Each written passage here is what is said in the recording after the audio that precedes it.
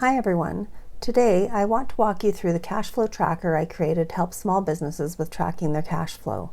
This type of cash flow differs from the accounting cash flow calculation, which does not help you on a day-to-day basis. This tracker will.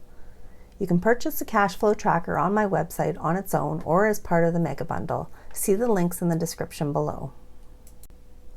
Why do you need a cash flow tracker? What benefits will it provide your business?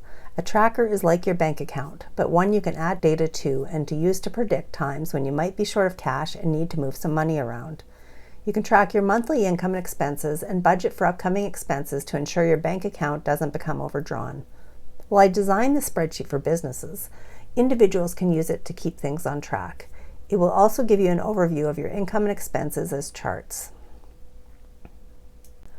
Let's look at how to use the file.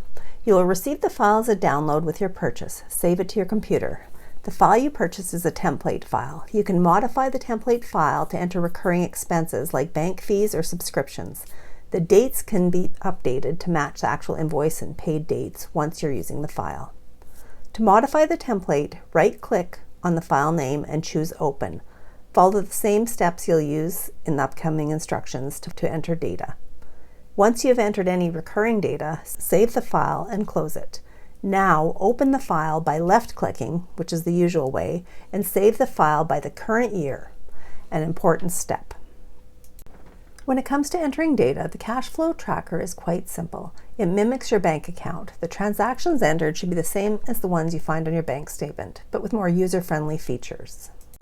To start, go to the Expenses tab and enter all of your known business expenses. I've included some examples to get you started.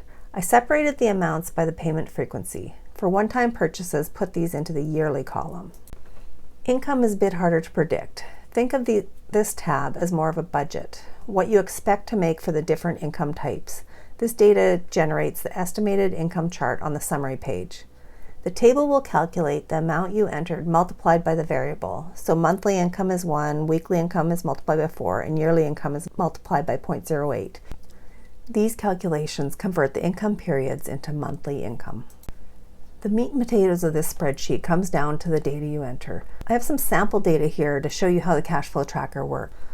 Note, when you enter your data, I have used debits to increase your bank account and credits to increase it. The bank will use the opposite. If you see credit on your bank statement, it is money you received. These terms might seem confusing, but from your point of view, debits increase your bank account and credits decrease it. I won't go into the accounting principles here, but I want to warn you if you're confused by the terms. To start using the template, start on January 1st and update your opening bank balance from the previous year. Even if you start using this template in June and it's the very first time, enter your opening bank balance in January. This amount will carry forward. By using January 1st, you then avoid overwriting the formula that's in that first cell. So enter any monthly income as it's deposited.